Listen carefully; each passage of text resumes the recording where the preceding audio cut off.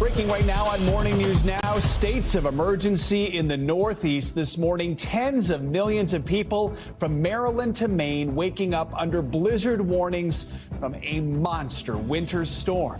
Here in New York City, we've seen nearly a foot of snow so far, along with powerful winds reaching up to 75 miles an hour. This hour, a citywide travel ban is in effect, and schools will stay closed with no remote learning for the city's first real snow day in years. On Broadway, several productions canceling their shows last night. Now officials are warning this could become one of the region's worst storms in more than a century. New York City has not faced a storm of this scale in the last decade. Please, for your safety, stay home, stay inside, and stay off the roads. And the storm is not over yet, so if you live in the Northeast, here's hoping you can work from home. I'm Joe Fryer, not working from home. Savannah is off today. We are tracking the conditions across the Northeast, and we'll have the latest forecast in a moment. Let's start with NBC News correspondent Valerie Castro joining us now from Long Branch, New Jersey. Valerie, I think that's you. Kind of hard to see with all the snowy conditions there. Walk us through the conditions. What are you seeing there right now? How are you doing? Joe, I have to tell you, the wind just picked up within the last 30 seconds or so. We were out here for a few minutes earlier and it was manageable, but the winds have really picked up in just the last few minutes. I'll try and walk along here along the boardwalk. We were here last night and everything looked very different, but now as you can see, there is blowing snow. The waves offshore are monstrous compared to what we saw last night. The wind's obviously a big concern with this storm. Gusts of up to 40 miles per hour reported inland, but we could be seeing gusts of up to 60 here along the shore. Here in Monmouth County, the sheriff says power outages, of course, are of a big concern when it comes to wind and all of this heavy snow. There are already 25,000 customers without power in this area, and things are only expected to continue to get worse. It's been difficult for us to get a sense of how much snow has fallen here in Long Branch just because of the wind and all of these snow drifts. But Freehold, New Jersey, just west of where I am, Joe, they've already reported 19 inches of snow this morning. Those totals only expected to go up from here. Valerie, it's just incredible not to just see the wind and snow where you're standing, but when the shot zooms out to see those giant waves crashing behind you. We know a lot of people lost power because of this wind. Nearly 300,000 utility customers across the Northeast last night. That number almost certain to climb. Several states declaring states of emergency, putting those travel bans in place. Just big picture, how have communities across the Northeast prepared for this, knowing we still have a few hours to go? Yeah, Joe, I think early on we knew this was going to be a big storm, right? So many communities put out the warning to stay home, to hunker down, to shelter in place. Communities up and down the seaboard have prepared equipment. They've prepared salt trucks. Here in Monmouth County, they have 10,000 pounds of salt ready to go. Some hospitals were having staff actually spend the night last night so they could be in place for today and not have to travel through all of this wind, the snow. As you mentioned, a lot of travel bans. Roads are closed down the shore where there are some flooding concerns.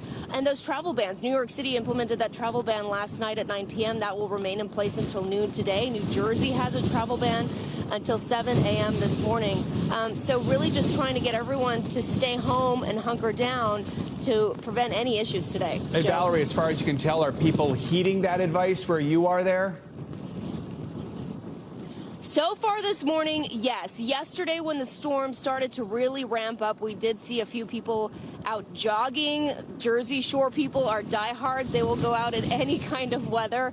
But so far this morning, we have not seen anyone, but I imagine we will probably see some people throughout the morning because, as you mentioned, the waves are massive and just so impressive to come out and look at. It is an incredible sight, but you got to keep in mind it is dangerous. Valerie, we appreciate you braving these conditions. Please continue to stay safe out there. Let's bring in WNBC weather anchor Dave Price. He's in New York City. Little quieter, no crashing waves behind him, but still, we're seeing a lot of just strong conditions here with this blizzard here in New York. Dave, describe what you're seeing in the city here.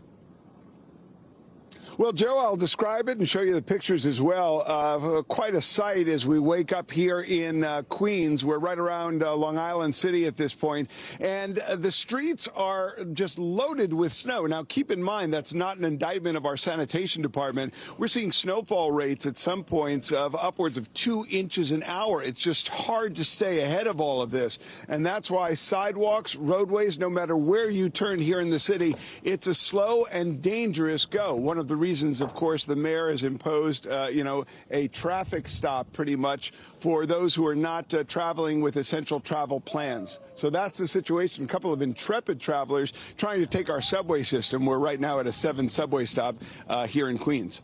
Tell us, Dave, because, I basically stayed in a hotel just a couple blocks from here, and that 2-block walk was hard enough for me with the wind blowing in my face and the snow blowing in my face. We know Mayor Mamdani announced an official snow day, not even remote learning. What have you seen? What's it like just trying to get around right now? Are you seeing many people trying to do that, or are people heeding the travel ban? Well, let me set the scene. We have a temperature in the lower 30s, below the freezing mark. It feels like it's 7 degrees, and we have gusts right here in the Long Island City area, gusting up to 45 miles per hour. Bands of heavy snow beginning to roll on in. Yeah, we do see some intrepid travelers getting from here to there. Remember, this is a city with 19,000 lane miles to plow, upwards of 13,000 miles in sidewalks, 2,000 miles in pathways in our parks. So there is a massive effort required to keep things clean and passable. And that's why this morning it's only a few people we see using our subway system. The buses are running, but everything is slower than normal. And the best advice anyone can give, which the mayor did yesterday, is stay home. Dave, you've been covering weather in this region for a long time. Put this into context for us. How big of a deal is this storm compared with what we've seen in recent years? Well, of course, we had that massive record-setting storm back in 2016. But this combination of near or actual blizzard conditions where you've seen visibility down, gale force winds kicking up, and the sheer amount of snow will put this in the record books, no doubt. Coney Island, already 16 inches of snow, Joe, and we're not done yet. Remember, this storm shouldn't begin to wrap up until we hit the noon hour or later. And at that point, we could be seeing several parts of our region, New York, New Jersey, and Connecticut, with upwards of 2 feet of snow. And then the cleanup. And that will not be a one-day event. That's going to take some time here. Dave Price, we appreciate your reporting out there. Continue to stay safe. Let's get a closer look at some of the numbers and the storm, which is really delivering on this forecast. Time for your morning news now weather with meteorologist Andrea Romero. Andrea, first of all, congrats on getting in this morning. What can you tell us about what we can expect as the morning and the day goes on? Well, this system is definitely still ramping up along the East Coast, and we can see this band of snow that continues to fall all the way from the mid-Atlantic, from parts of Maryland all the way into New England. And right now in New York City, we're probably seeing the worst of the storm at this moment with those heavy bands of precipitation. And we do have over 69 million people that are impacted by these winter weather alerts across the whole East Coast, extending even up to parts near the Great Lakes. We're looking at blizzard criteria that's being met all the way from Ocean City up into Bar Harbor. And that, of course, is wind gusts of up to 35 miles per hour or higher, heavy snow that reduces the visibility up to 1/4 of a mile. And both these conditions have to last for 3 hours or more. And we're seeing precisely all this happening, looking at the damaging winds that we're looking at right now. Gusts of up to 47 miles per hour in West Hampton Beach, 60 miles per hour in Block Island, here in Martha's Vineyard, close to 60 miles per hour. So we're talking about tree damages. We're talking about power outages and near zero visibility due to that blowing snow. So the conditions are dangerous. The snow totals for the last 24 hours, 20 inches already in Islip, 19 inches in Freehold in New Jersey.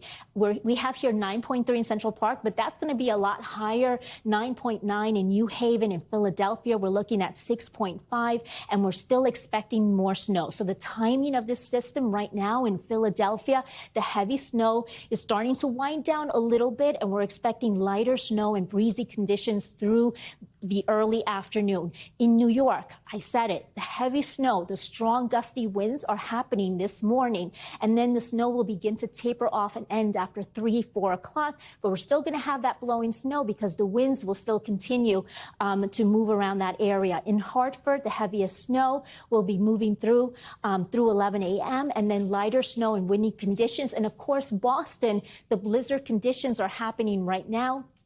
They will continue through 1 o'clock, and then through this evening, the snow will continue, but the winds will still maintain their force in those areas. Now, additional snowfall totals, we're still looking at over a foot in here from Nantucket to Boston. Here in the city, maybe 3 to 6 more inches can fall. And then the coastal flood alerts, that's the other factor. We're dealing with that coastal flooding, minor flooding to moderate flooding in this morning hours. Right now, we're looking at especially over here in parts of Massachusetts. So it's all these factors that are are continuing to impact that region. And of course, we're dealing with the cold temperatures that will persist throughout the day. And of course, we'll be monitoring the conditions, and we'll bring you an update later on in the newscast. But for now, we turn it back to you. Yeah, we'll keep you updated throughout the morning here. But what's fascinating, when we look at the numbers of those snow totals, including Central Park, those numbers don't come instantly. Like that was from 1 in the morning when it was 9 inches. So we know those numbers are going to go up as we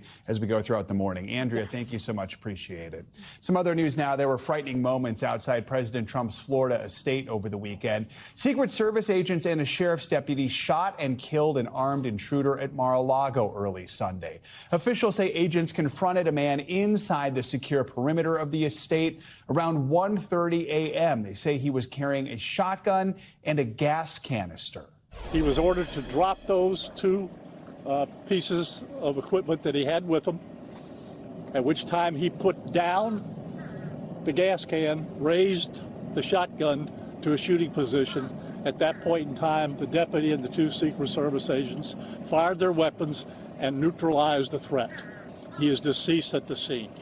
2 law enforcement officials tell NBC News the suspect has been identified as Austin Tucker Martin, a 21-year-old man from Moore County, North Carolina. It's important to note President Trump was at the White House, not Mar-a-Lago, when this breach happened. For more, let's bring in NBC News political reporter Megan Leibowitz, also joined by our law enforcement analyst, former Secret Service agent Evie Pompouris. Good morning to both of you. Megan, first of all, just what more are we learning about the suspect and the incident? Yeah, so this incident took place overnight yesterday when it unfolded when a sheriff's office deputy and 2 Secret Service agents went to investigate when security had detected that someone had breached this secure perimeter at Mar-a-Lago. Now, as you heard from the Palm Beach County Sheriff, they confronted a man who had what they described as a fuel can and a gun, ordered him to drop it, but he instead raised the gun allegedly to a shooting position, and that's when law enforcement shot and killed him. Now, in terms of what we know about the suspect, there's still a lot of questions that we have. Law enforcement have not officially identified the suspect, but as you mentioned, 2 law enforcement sources told NBC that the person killed was a 21-year-old man named Austin Tucker Martin from North Carolina. Now, a man with the name Tucker Austin Martin was reported missing. That's according to a social media post from his mother over the weekend. Now, reached for comment. Local police declined to comment on whether this person was still considered to be a missing person here. Evie, let's bring you in here, keeping in mind the president wasn't there at this time, but still, what do you make of the fact that someone was able to make it inside of the secure perimeter of the grounds with a shotgun and with that gas canister? Right, so they're going to look at how that person gained entry and also how he got there. Did he drive there, which is very highly likely, especially if you're carrying those items.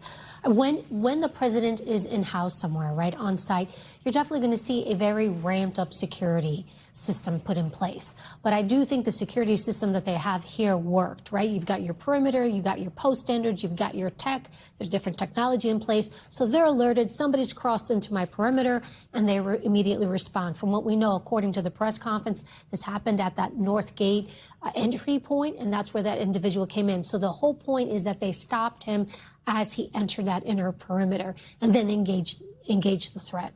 All right, Megan, law enforcement will, of course, try to figure out a motive, if this was an assassination attempt or what it was. Where does that part of the investigation stand as far as we know? And have we heard anything from the White House about all this?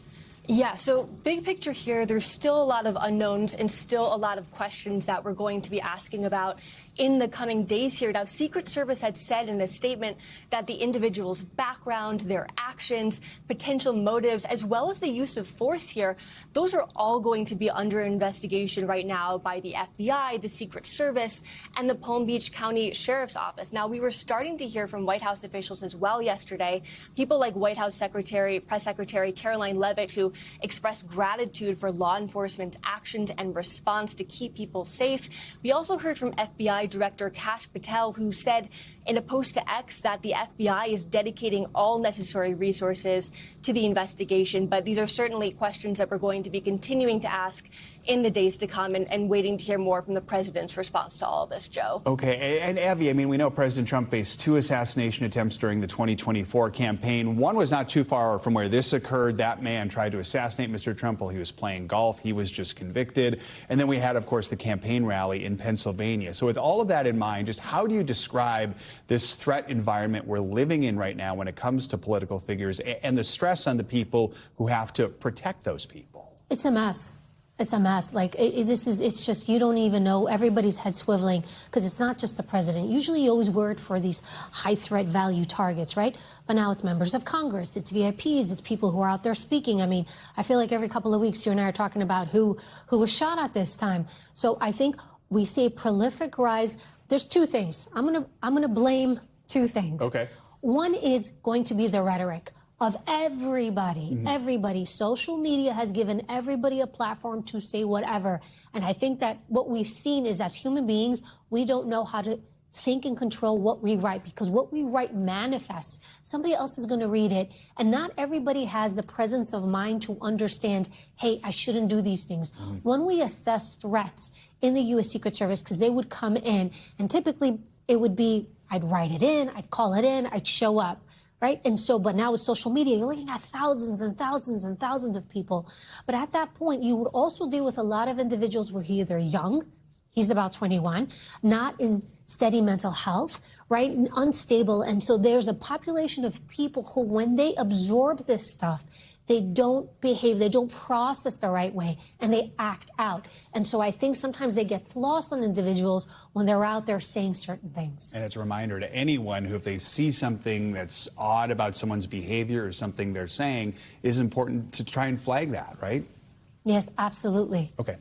Evie and Megan, thank you both. Appreciate your reporting and analysis on this. We want to bring you an update from Arizona, where the search for Nancy Guthrie is entering its 4th week. The mother of our NBC News colleague Savannah Guthrie was abducted on February 1st. Detectives and law enforcement agents returned to Nancy's neighborhood over the weekend to canvass the area. Officials tell NBC News multiple gloves have been collected and sent for DNA analysis. Investigators are still working to identify that masked man seen on surveillance camera the night that Nancy disappeared. And on Sunday, a volunteer search group gathered to try to help find her. If this were my mom, I would want people helping me look for her. So I'm doing this in honor of my mom and for Nancy and the Guthrie family. Yesterday, the Arizona Attorney General, who is not directly involved in the investigation, said she does not consider this a cold case. She added she has faith in the FBI and the Pima County Sheriff's Department. President Trump's economic agenda is clouded in uncertainty as we enter a new week. In a major ruling Friday, the Supreme Court struck down his sweeping trade tariffs. Starting Tuesday, the U.S. Customs and Border Protection Agency will stop collecting tariffs that were imposed under the International Emergency Economic Powers Act. That's because the court declared those duties illegal. A furious President Trump blasted the court's decision Friday, quickly announcing a 10% global tariff using a different legal authority authority. Then on Saturday, the president raised that to 15%. Here's more of his reaction to that decision. The Supreme Court's ruling on tariffs is deeply disappointing, and I'm ashamed of certain members of the court. But other alternatives will now be used to replace the ones that the court incorrectly rejected. We have alternatives, great alternatives. Could be more money. We'll take in more money, and we'll be a lot stronger for it. For more on this, we are joined now by Caleb Silver. He's Investopedia's editor-in-chief and the chief business editor of People Inc. Caleb, good to have you with us to break this one down. It's another twist in this pretty much year-long back-and-forth tariff saga. So this ruling by the Supreme Court and then the president's weekend response, does it give us more economic clarity or less? You know, a lot less and a lot more uncertainty for small businesses, for importers, but also for consumers who have maybe gotten used to what the new normal of tariffs would be. Now, there is no new normal. The president, again, raising that from 10% to 15% on the tariffs that are already in place through other means. That's Section 232 of the Trade Expansion Act. That's things like copper. That's things like lumber, timber, steel, autos and auto parts, and even some drugs and some other imports we get from countries like China and Mexico. So more uncertainty for consumers, more uncertainty for businesses, and the president saying he could raise it even more and do terrible things to some of these countries. A bigger picture, could this potentially be good news for consumers and businesses, or is it just simply too early to tell? It's early to tell, but that said, the Supreme Court striking down a lot of those reciprocal tariffs does make a difference. The Yale Budget Lab and the P. Peterson Institute and others had estimated that U.S. consumers and households were paying over $1,000 because of the tariffs that were put in place, those reciprocal tariffs. That number comes down a little bit for the time being, maybe $800 to $900 per family, but we still have tariffs, additional tariffs. I mentioned some of those on Section 232, and then there are the tariffs on Section 301 with countries that the United States has a trade disagreement with, and that is namely China, and that is everything from machine parts to industrial equipment to chemicals and other imports we get from China. So this is not over by any means, and it's going to be a lot more confusing, especially over the next 150 days. The Congress has to actually vote to extend these additional 15% tariffs the president announced on Saturday. When we also talk about uncertainty, we're thinking about these refunds. Do businesses, you think, are they going to be pushing for these refunds? If that happens, how big of a bill could that be for the government? Yeah, around $130 billion or so, but it's going to be very hard to get that done. The Supreme Court did not rule on whether or not the businesses that were part of the lawsuit, and over 1,000 businesses sued the White House because of these tariffs, will get their money. They push that to the lower courts. That's going to take a long time to figure out. And then who gets what, how do they get those dollars that they put out because of those tariffs? Who gets paid, who doesn't? It's going to be very confusing for a very long time, and this is not over by any means. So let's talk about Wall Street reaction. What did we see in the markets on Friday, and what are we expecting today and this week? Yeah, a little relief rally on Friday once the Supreme Court ruled against those tariffs in that 6-3 ruling. Today, stocks are under pressure, probably because of the president's reaction, and we know that it could get worse from here. He said 10% on Friday, and then he went to 15% on Saturday. It's Monday morning. It's only 7:20 a.m. here on the East Coast. We could see higher numbers as the day goes on and as the week goes on. All right, Caleb Silver, good to have you with us. Thank you.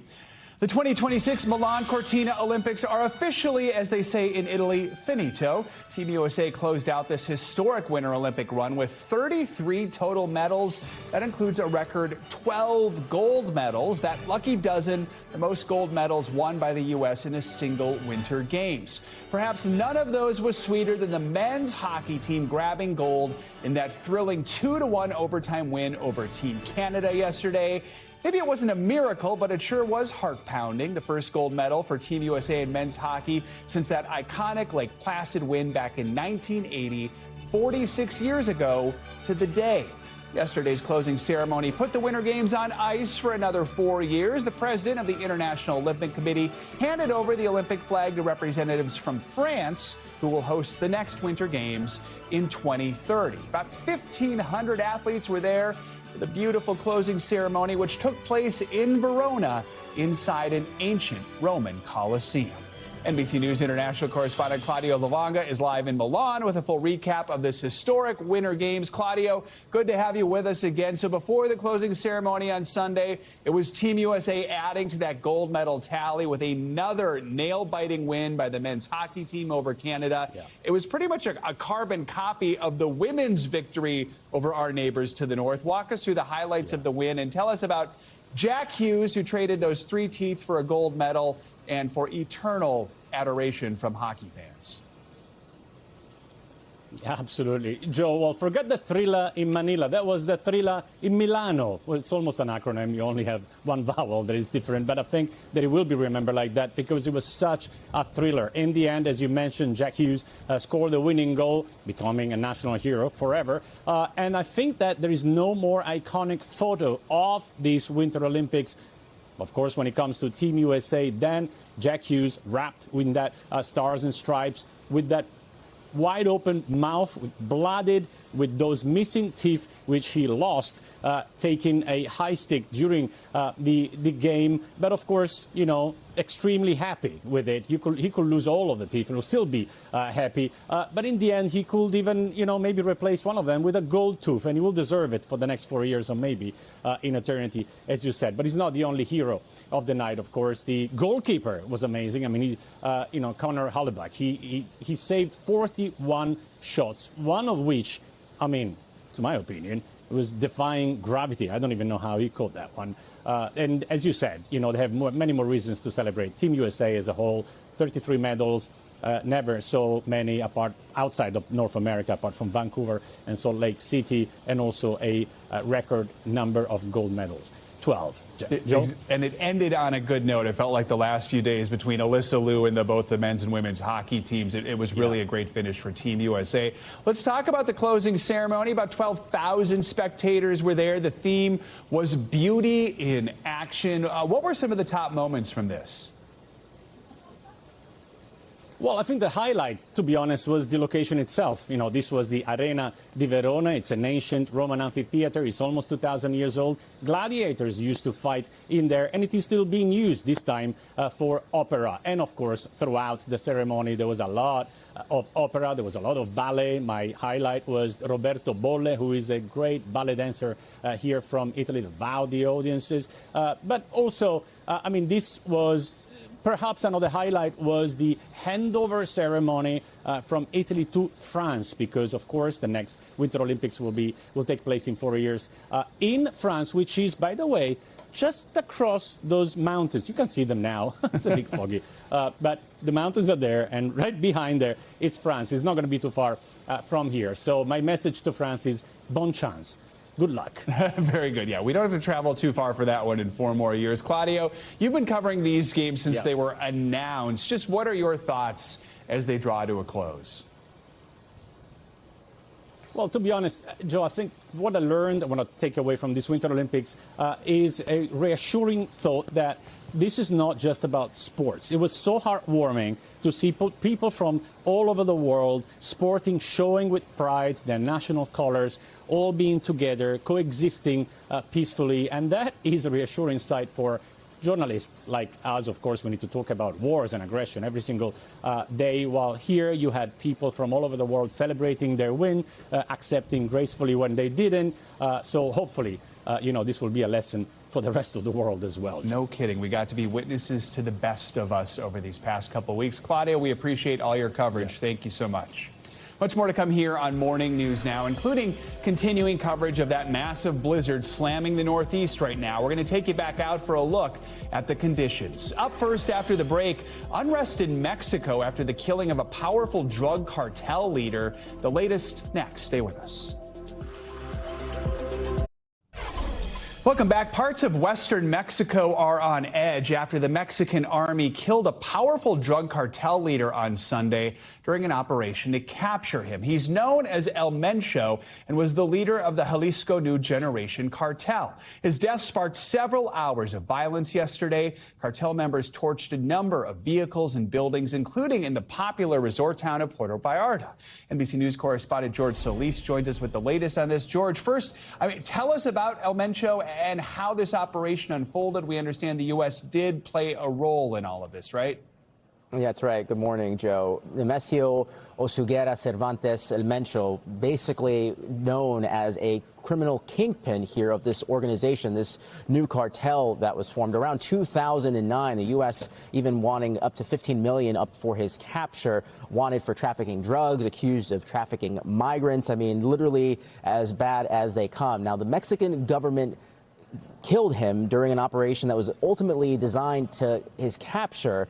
The U.S., as you mentioned, saying that they provided support in the form of intelligence, but basically saying this was a Mexican operation that led to his initial capture, followed by an altercation where he lost his life. And of course, as you mentioned, we've seen some of the images there.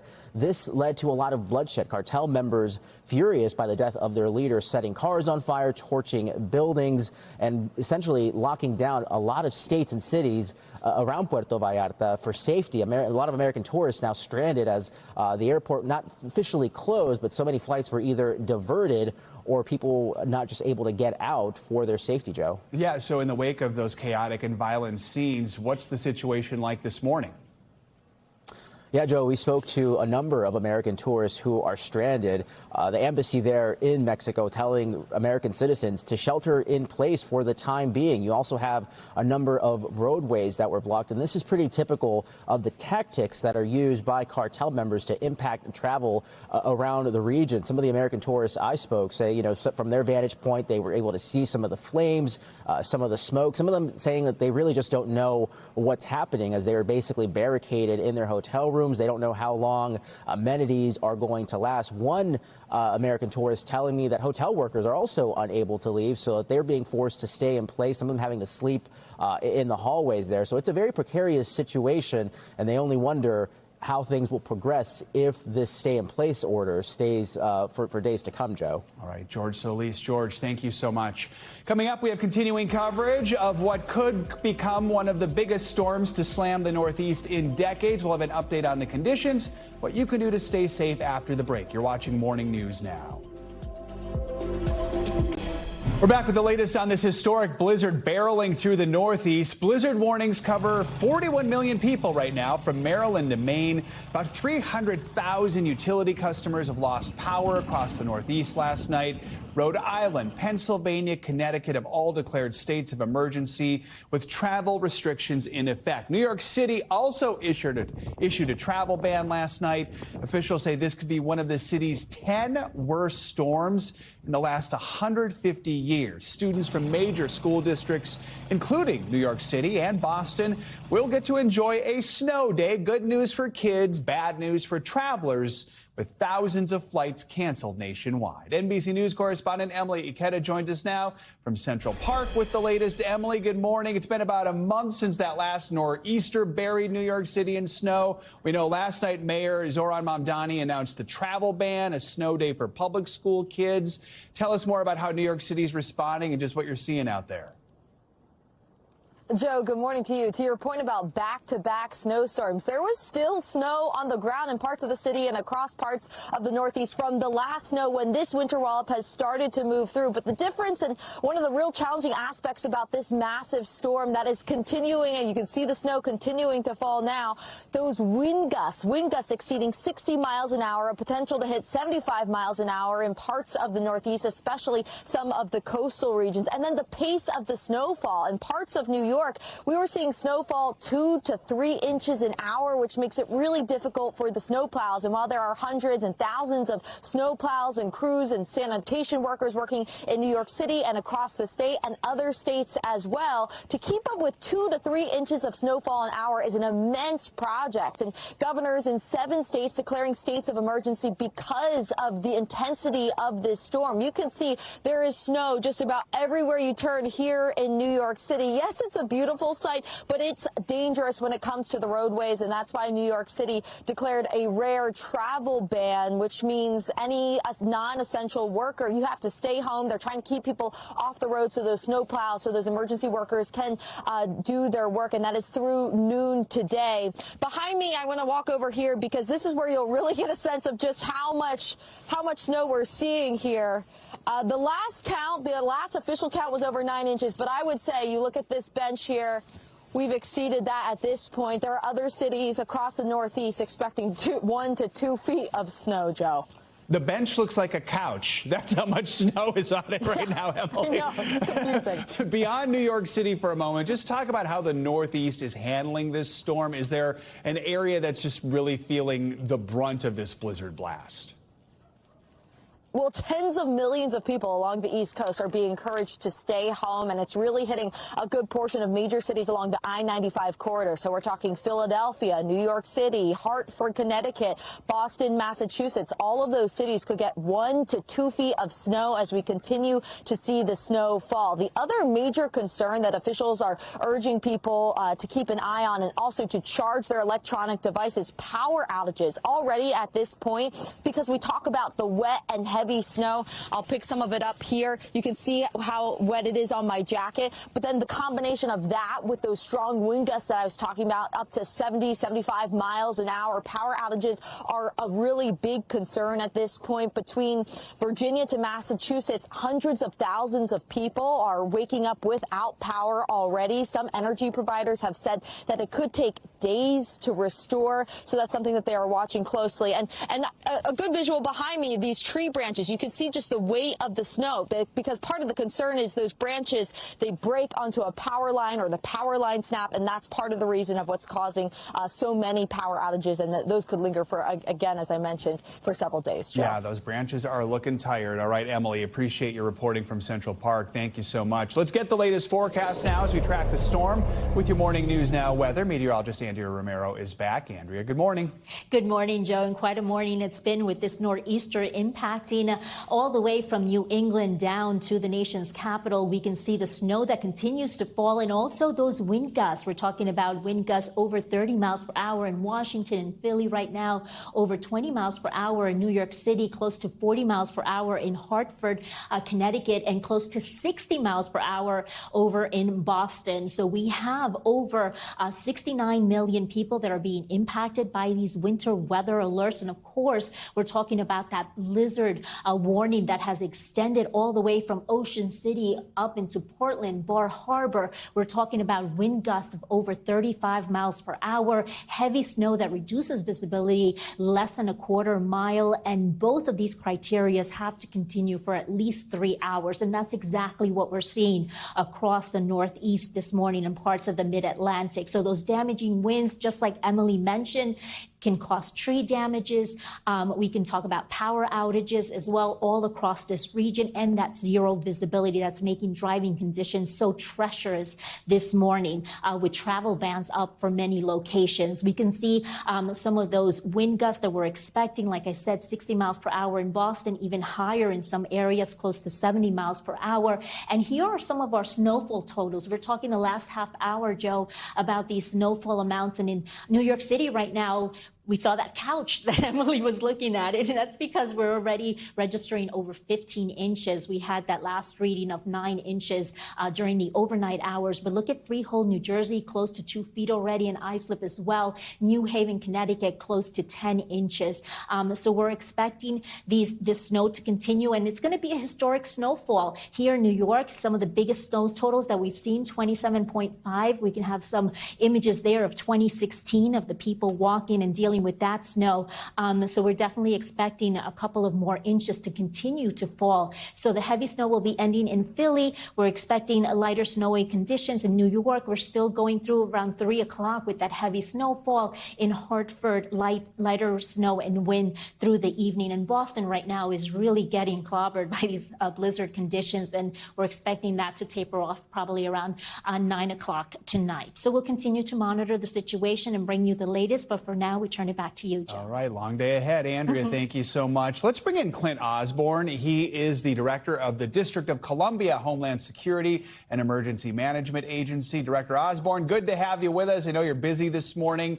Up to 6 inches of snow expected across parts of D.C., Maryland, Virginia. Schools closed, federal offices opening late. I know you're urging people to stay off the roads. What are you most concerned about, especially with some people perhaps braving the morning commute? Well, as you said, the morning commute is tough. We want people to stay off the roads and give our plows and trucks additional time to work. Most of our schools are either on a 2-hour delay, some are closed. the DC public schools, the mayor announced a 2-hour delay last night. And I think most of our school systems saw that coming in advance and got out early on that so people could prepare this morning, give themselves extra time to get about.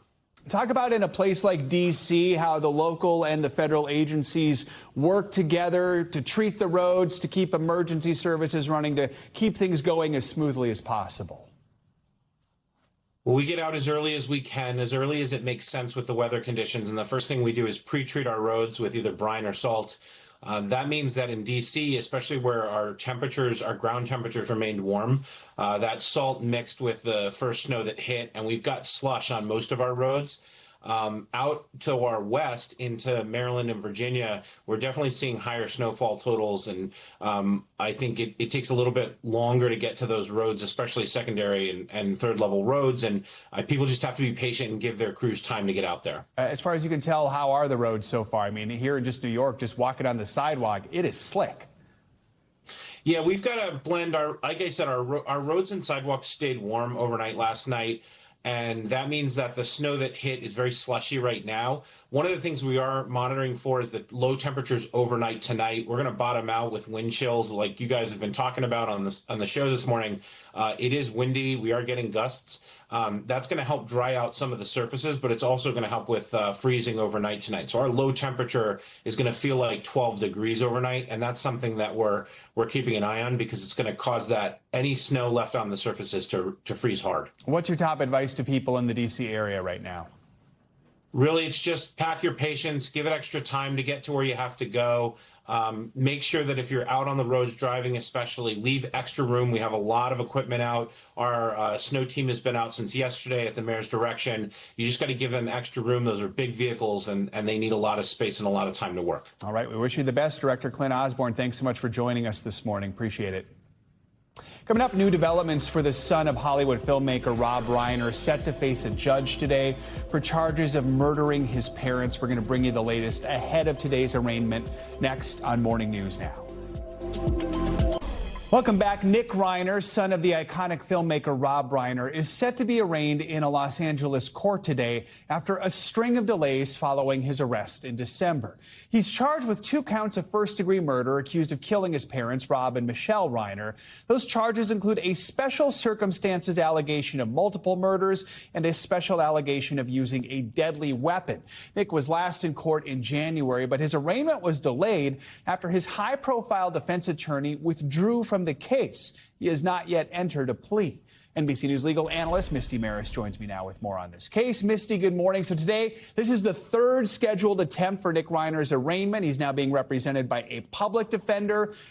Any chances the court case could get delayed again? And is it normal for arraignments to get postponed this many times? Yeah, good morning, Joe. Well, this is a unique case, and it really could go one of 2 ways.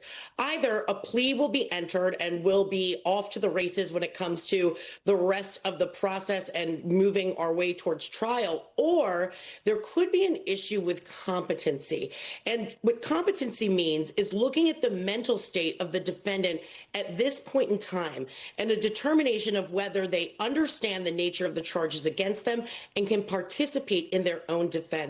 If there is an issue with competency, the case could be delayed while the individual gets mental health treatment and is ultimately declared competent. This is done through the use of mental health experts. So today, what we'll be listening for is a plea entered and Nick Reiner is capable of moving forward in the legal process, or does the new public defender who stepped in do what's called declaring doubt, which would start that process of exploring the issue with competency. And that could be why we saw a 6-week delay between the previous date for the arraignment and today's date. If the prosecution does decide to pursue capital punishment here, that means Nick Reiner could potentially face the death penalty. Given all the circumstances, how likely is that? What typically influences that decision for prosecutors? So in California, the death penalty is a bit complicated because there's a moratorium that's been placed on the death penalty in 2019, meaning no executions are taking place. But the law that allows for the death penalty with this type of charge is still on the books. Nathan Hochman, who is the district attorney in Los Angeles, actually raised a blanket ban on bringing death penalty cases when he took office. But there is process. So there's a capital committee where prosecutors would have to provide information to the defense. The defense would have the opportunity to present why this should not be a death penalty case. And then ultimately, if death penalty were sought, the trial is the guilt phase, which is when you decide if the defendant is guilty, is decided by a jury. And the penalty phase is also decided by a jury and has to be unanimous, whereas in other cases, a judge would impose the penalty. So it's a bit more complicated. And I do think the fact that there are known mental health issues could be something that would derail prosecutors seeking the death penalty, because then it opens up a whole other host of constitutional challenges. We know Alan Jackson withdrew as Nick Reiner's attorney last month. He cited, quote, circumstances beyond his control, which he said made continuing representation impossible. But he also said his team remained committed to Reiner's best interests. What more do we know about that decision and just Reiner's defense at this point? So since Alan Jackson stepped aside and a public defender has stepped into the defense attorney's shoes, Alan Jackson's done a few interviews. He said that due to ethical concerns, he cannot say any more as to the why he had to step aside from the defense of Nick Reiner. But he always has said that he supports him and wants the best for him and believes that he will not be found guilty under the laws of California. But because you see a public defender coming in, it reads that it was a financial issue, that Nick Reiner was likely unable to pay for a private defense. And Joe, it's important to note, it's not just the defense fees of Alan Jackson that would have been at issue. It's also a tremendous amount of expert fees, which I would expect to be a part of this case due to what we know about Nick Reiner's mental health issues and perhaps drug use in the past. So all of that was going to be a tremendously expensive defense. And it's possible Nick Reiner simply does not have the ability to get his hands on that money. Perhaps it's tied up in trust. But a public defender would say that's somebody who cannot afford to pay for representation on their own. So quickly, with Nick Reiner now being represented by a public defender, what does that mean for where the case could go from here? Well, it will play out the same from a procedural aspect, and today will be a very consequential day as to whether or not the case moves forward or whether there is a legal competency issue where the case has to stop and Nick Reiner will have to have mental health services until he can be declared competent, which is a whole other legal process within itself. So that will be a pretty critical and consequential moment at today's arraignment. All right, Misty, thanks for joining us this morning. Appreciate it. We're now going to return to our top story, that historic blizzard here in the Northeast, and listen into our sister station here in New York, WNBC. The Midtown Tunnel is behind you. This is one of the busiest stretches of roadways, and as you know, you were on your way on the road that would take you out to LaGuardia Airport. Now you're going to be on the BQ, also super busy. It's got to be weird to be on there in the midst of rush hour and really just see emergency vehicles and yourself. Well, Michael, you know that during rush hour, I could have literally gotten out of the car on any given day and done a live shot, and the vehicle wouldn't move because we'd be in bumper-to-bumper traffic. So it is very odd. Most people, I am finding, we heard different anecdotal stories from, I think, Bergen County a little while ago, but most people are heeding the mayor's dictum, if you will, not to get on the roadways. So it is quite empty.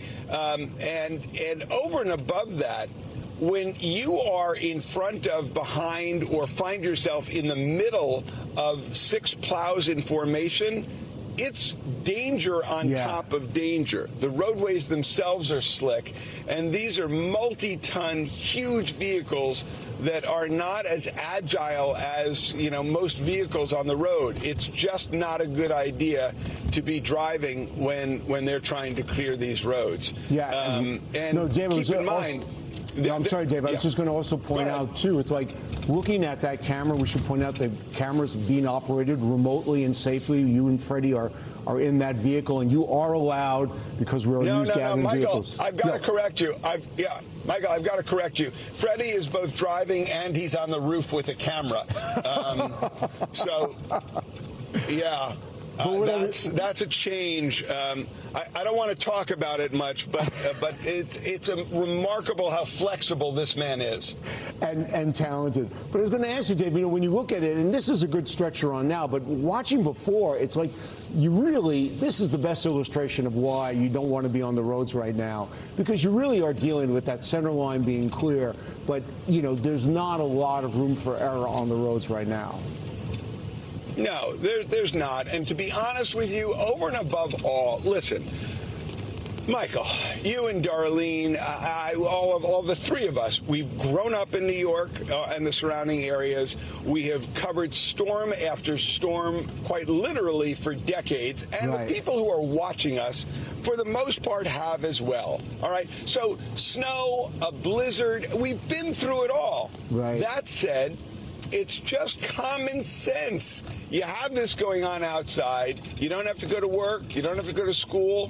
Why go outside? You just don't. The answer, our former New Jersey governor used to say, what? Don't be a knucklehead. Don't do it. Don't be stupid. Don't put your life at risk or anyone else's either. I just want to point out before we go, Dave, also seeing there, it's so interesting because when you pulled off and you got up onto the ramp, you see the conditions totally changed. Yeah, absolutely. And by the way, I've watched cars completely blocking these ramps because they can't make their way up. So, we are watching. I'm looking at the Q70 right now, the LaGuardia Link bus. Right. That's over to the left. It's in chains. City vehicles are in chains to the extent that they were able to be retrofitted for the storm.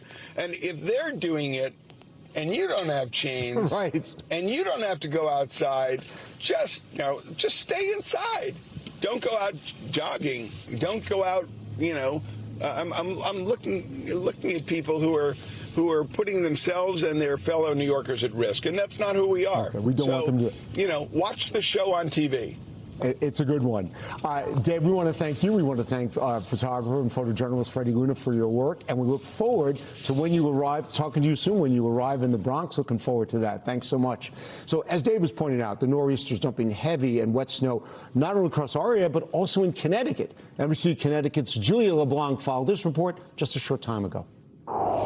We're at the I-95 rest stop here in Milford, where the conditions on our highways here in Connecticut continue to deteriorate throughout the morning. Some cars are getting by with their hazards on, but there's low visibility and that snow is blowing and drifting. There is a commercial vehicle travel ban in effect because this winds and that low visibility. They think that those tractor trailers could easily jackknife and make it harder for crews to be out and about cleaning these conditions. However, we have seen, unfortunately, some tractor trailers still making their way out. There are a lot of them posted up here at this rest stop. I've never seen as many as this coming out and about just to take cover during the storm. As far as the snow, it is blowing and drifting, so it's hard to tell exactly how much we've gotten, but it is wet. If you don't have to be outside today, simply don't come out here. I'm Julia LeBlanc here in Connecticut. We'll send it back to you. All right, good illustration of what conditions are like. Now, just a short time ago, New York City Mayor Zoran Mondani spoke about the snow clearing efforts across the city. We've seen right here behind us, we have the hardworking men and women of DSNY. They have, through 5:30 a.m., been able to do at least a first pass on 99.3% of streets across our city. And we're seeing that work be supplemented in yesterday evening's shift by more than 500 emergency snow shovelers who have done a first pass of 1,400 crosswalks, of about 400 hydrants, and hundreds of bus stops as well. Show you what conditions look like. You're watching WNBC, our NBC station in New York's coverage of this blizzard hitting the Northeast right now. Stay with us. That's it for this hour of Morning News Now, but the news does continue right now. Top of the hour, let's get right to it. Conditions critical. A monster winter weather system barreling across the Northeast this morning. It's blanketing millions of Americans from Virginia to the boardwalks of the Jersey Shore, even up to Maine. These dangerous blizzard warnings not seen in some spots in decades. Here in NYC, we're getting positively pummeled. Unrelenting winds and devastating swaths of the white stuff, forcing shows on the Great White Way to close their curtains last night. Mayor Zoran Mamdani taking to the airwaves, assuring hunkered down New Yorkers that the city is prepared for Mother Nature's worst. 2,600 DSNY workers have begun working in 12-hour shifts. Our fleet of 700 salt spreaders has been dispatched across the city. We have also redeployed our health and hospitals mobile warming unit to provide medical attention, food, and additional support to those who need it. Please, for your safety, stay home, stay inside, and stay off the roads. We are tracking it all as some of the nation's largest metro areas weather this historic winter storm. Good morning. Thanks for joining us on a busy Monday. I'm Joe Fryer. Savannah is off today. We begin, of course, with the latest on that major winter blast slamming the Northeast. It is the second serious snowstorm to hit the area in less than a month and the first blizzard to impact the region in almost a decade. And all of that snow and those strong winds are making travel treacherous. We have team coverage in place to bring you the latest on this developing storm. First, we begin with NBC's Emily Ikeda, who is not far from us right here in New York City's Central Park. Emily, good morning. Hey there. Well, snow is everywhere you turn, and you can see the weight of it on the trees behind me. New York City issuing a rare travel ban through noon today to keep people off the roads and at home and safe. It's the combination of those really strong wind gusts and the snowfall rates exceeding 2 inches an hour that's crippling travel across the Northeast for so many people. 7 governors declaring states of emergency as this monster storm rolls through. This morning, tens of millions waking up to whipping winds and blinding snow as a life-threatening nor'easter barrels up the East Coast, burying Philadelphia, New York, and Boston in potentially a foot of snow or worse. Overnight, thunder snow lighting up the sky and impacting visibility, as you can see from EarthCam atop the Statue of Liberty. We want people off the roads. At least 7 governors declaring states of emergency, including New Jersey, which had its first blizzard warning for the entire state in 3 decades. This storm faces more risks than the last one because of the blizzard conditions and the heavy winds. Powerful wind gusts up to 75 miles an hour causing concerns, including coastal flooding from Maryland to Maine. There's one out here. We are pitch black.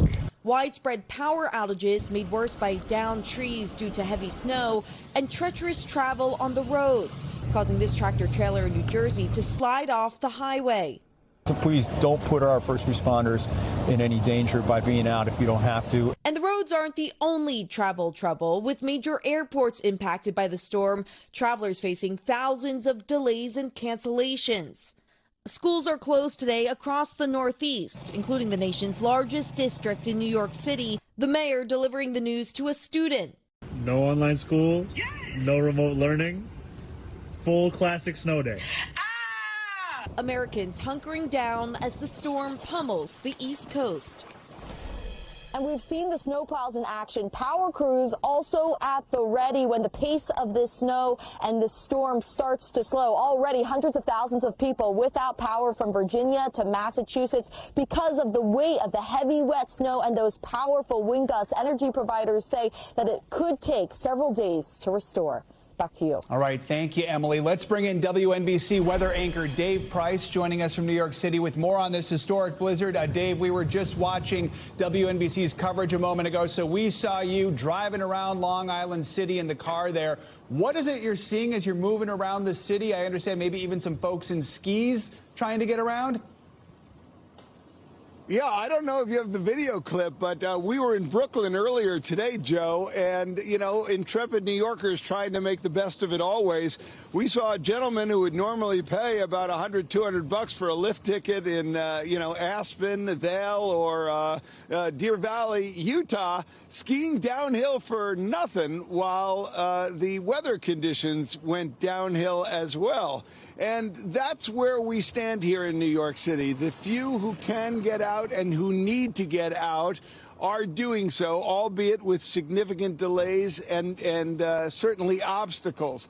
But for the rest of the folks who have the opportunity to stay inside, that's what's advisable. If you look, we're talking about upwards of 1.5 to 2 feet of snow, which will fall before all is said and done later on today. Airports at a standstill, as we just heard from Emily Ikeda. As we take a look at mass transit, significant delays. And so it's very, very quiet. If you look at this roadway right here, 64th Street right here in Sunnyside, Queens, there's really not a lot going on. A sole human being, one car, and everyone else just locked in until all this is done. Like a movie you just want to see on television with a bucket of popcorn.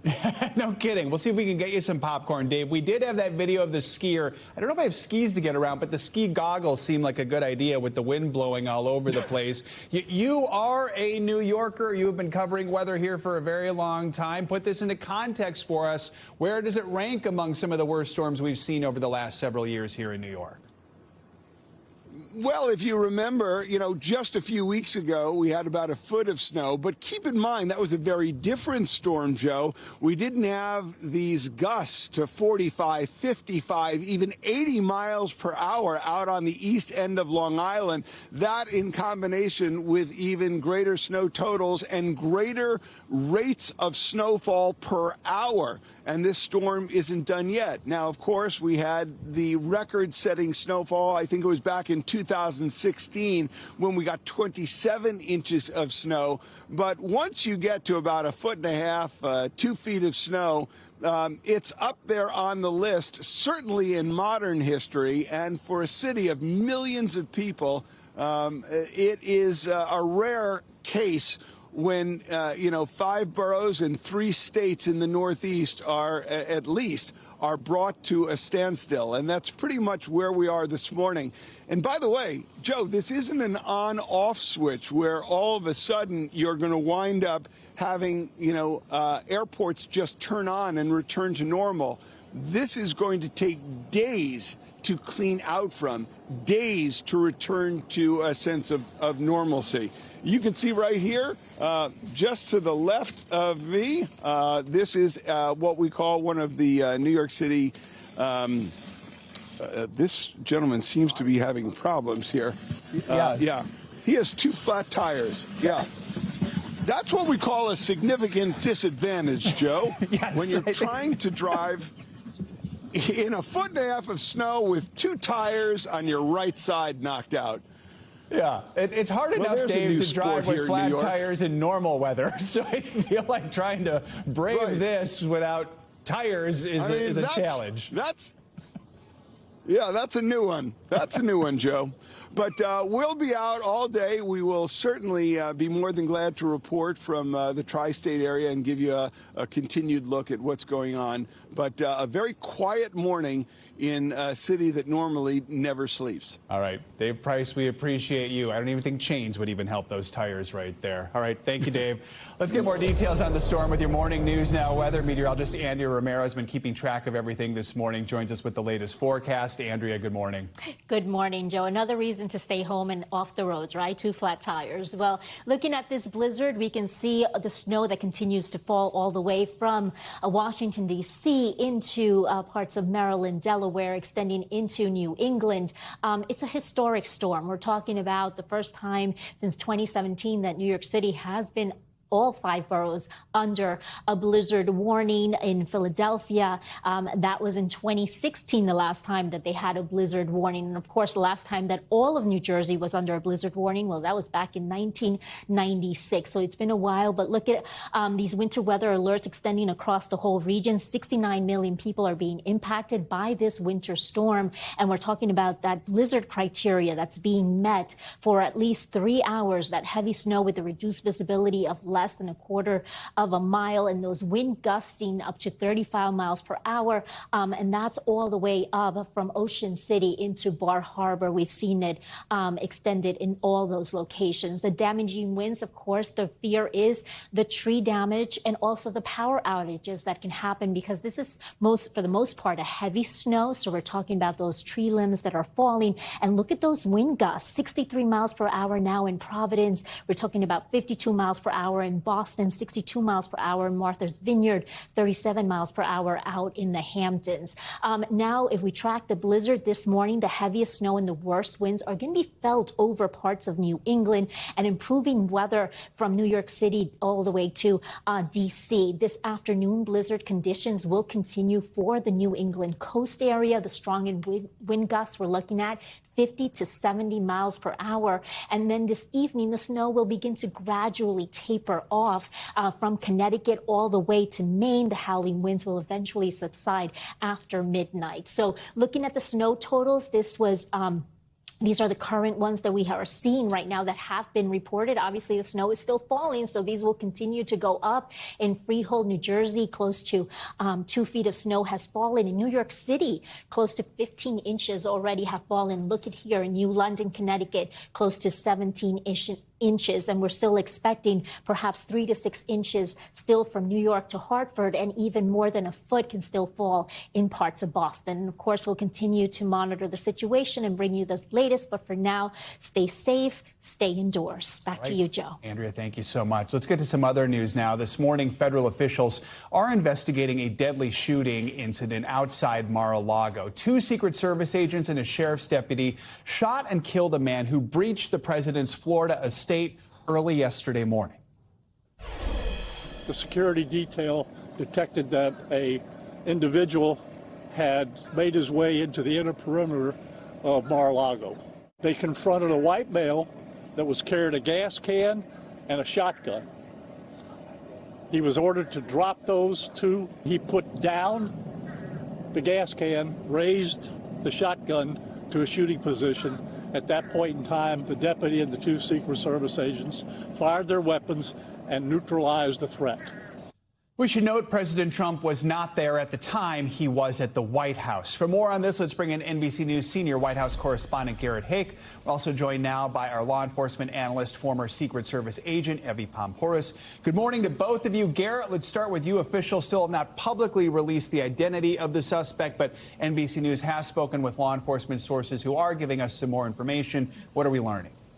Yeah, that's right. Law enforcement sources have pointed us towards a man named Tucker Austin Martin, or Austin Tucker Martin, a 21-year-old from Boone County, North Carolina, who, interestingly enough, was reported missing by his family on Facebook earlier on Sunday. There is a call there for the Carthage police officers looking for information about his whereabouts there. We've not been able to confirm with that police department whether they are considering him still a missing person or whether we're sure that this is the individual in this case.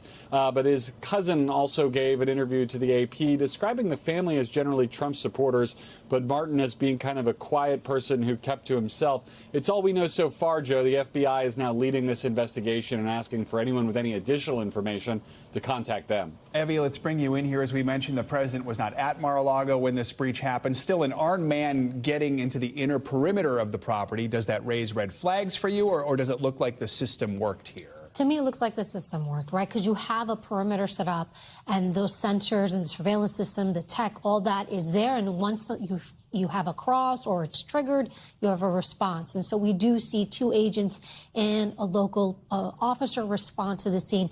Again, when the FBI conducts the investigation, they'll look at how far in did they get. You know, we don't exactly know what inner perimeter means, a couple of feet or all the way in.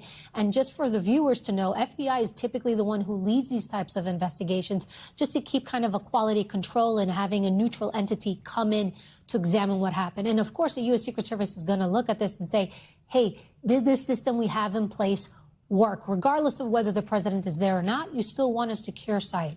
Garrett, we still haven't heard directly from President Trump about this, but I know the White House press secretary weighed in, didn't hesitate pointing a finger at Democrats. What is she saying?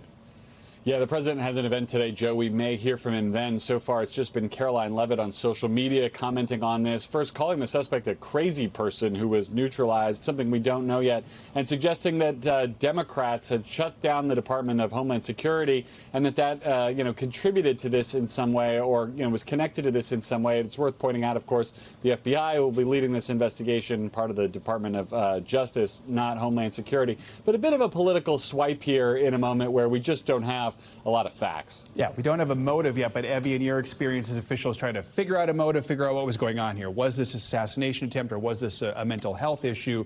What are the steps they're going to take in this investigation? So first, we're going to look at individual communication. Did they communicate anything to their family, to their friends? Did they write anything? Any notes, letters? Did they post anything? We want to see that. We also want to look at historic movements. Did this person ever go to an event where Trump was at? We call it multiple sightings over distance and time. You know, when somebody pops up at one event and then another and then another. Right? We're going to look at search history, social media, AI. Did this person, how long were they planning this? Also, something that individuals don't think about, what was going on in this person's personal life? There are things often when we see is something personal trigger them to behave this way. A divorce, a breakup, getting fired from a job. Sometimes those things do push people towards a specific direction. So all these things are going to happen. You know, even from an investigative standpoint, when I hear, you know, we have a name in my back of my head, I'm thinking, from law enforcement, you want to keep things as quiet as possible. So I can go do my search warrants, go through their devices, go to their home, search their car, because you're also not, we know of one weapon on the scene, but we don't know what the residence of the individual looks like, what the car of the individual looks like. I also want to look at their purchase history as far as the weapon. How did they get it? Where did they get it from? Was it legally purchased? Are we looking at more? And to this point, we don't even know whether the weapon was, whether there was ammo in the weapon or not. Right. All right. Evie and Garrett, thank you both. Appreciate it. Let's go to Arizona now. Investigators are pushing forward with the desperate search for Nancy Guthrie. It's been just a little more than 3 weeks since the mother of our NBC News colleague Savannah Guthrie disappeared. Over the weekend, volunteer groups canvassed the neighborhood around Nancy's home. Meanwhile, the Pima County Sheriff says leads are still pouring in, with hundreds of law enforcement officials working the case. NBC News correspondent Liz Kreutz joins us from Tucson with the latest. Liz, good morning. Well, hey there. Let's hope that this week 4 now brings some of the answers we desperately need. While the sheriff says there is still no suspect, he does say he believes that they are closer to identifying more of the clothes that the kidnapper was wearing. But he also acknowledges that there's been challenges processing that DNA. The search for Savannah's mom now entering its 4th week with still no suspects or signs of Nancy Guthrie. The Pima County Sheriff calling for patience, saying investigators are still actively working leads, including the suspect's clothes and Walmart backpack and that unknown mixed DNA found at Nancy's property. But the sheriff says when that might lead to IDing a suspect is hard to say, telling NBC News that processing the DNA has been difficult. Our lab tells us that there's challenges with it, and we understand those challenges. But our lab also knows that the technology is moving so fast and in such a frenzy that they think some of this stuff will resolve itself just in a matter of weeks, months, or maybe a year. The private lab believed to be working the case has not responded to NBC News' request for comment. And while the sheriff did not elaborate, his department later said, as with any biological evidence, there can be challenges separating DNA, etc. The sheriff's department also acknowledging the suspect captured on the surveillance video outside Nancy's home might have had an accomplice, saying investigators are not ruling out the possibility that more than one person may be involved. You saw the video I saw. Is there more than one? There could be, but that doesn't mean there is. Over the weekend, search teams were back canvassing Nancy's neighborhood, including a group of volunteers who met at a Hobby Lobby and then set out throughout the Catalina foothills. That group actually found this backpack, but unfortunately, it's not the brand the FBI says was worn by the suspect. If this were my mom, I would want people helping me look for her. So I'm doing this in honor of my mom and for Nancy and the Guthrie family. And the sheriff's department put out a statement saying that while they are appreciative of everyone's care and support, they are also asking that those volunteer teams give investigators the space they need to do their canvassing and work. The sheriff has also denied any kind of change in staffing, any drawdown, at least in his department, saying that if anything, the leads are growing. Back to you. Liz Kreutz, thank you. In Los Angeles, Nick Reiner is set to be arraigned in court today after a string of delays following his December 14th arrest. He's charged with 2 counts of first-degree murder in the killings of his parents, Rob and Michele Reiner. The Hollywood couple were found dead after attending Conan O'Brien's holiday party. Over the weekend, for the first time, O'Brien spoke out about the deaths of his friends. NBC News national correspondent Morgan Chesky has the very latest. Morgan, good morning. Yeah, Joe, good morning. And Conan O'Brien says that he still can't comprehend the loss of his friend Rob Reiner and his wife, Michele. O'Brien's new interview coming as Nick Reiner, who's facing 2 counts of first-degree murder charges, is now set to be arraigned. But now Reiner says that he's not entered a plea just yet. And with his former defense team now dropping him, he now has a public defender representing him in this high-profile case. The son of legendary filmmaker Rob Reiner due back in court this morning. 2.5 months after prosecutors say he stabbed his parents to death inside their Los Angeles home. Nick Reiner now potentially set to enter a plea after the judge in the case delayed his arraignment for a second time when Reiner's defense team stepped down. Pursuant to the law in California, Nick Reiner is not guilty of murder. Reiner spoke openly in the past about his struggles with addiction and mental health, and at some point before the murders had changed or adjusted medication he took for a serious psychiatric disorder, according to 3 people with direct knowledge of the case.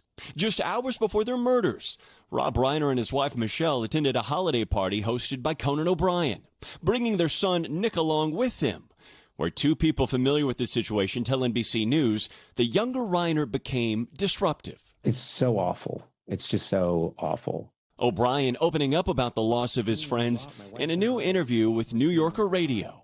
To have that experience of saying goodnight to somebody and having them leave and then find out the next day that they're gone, I think I was in shock for quite a while afterwards.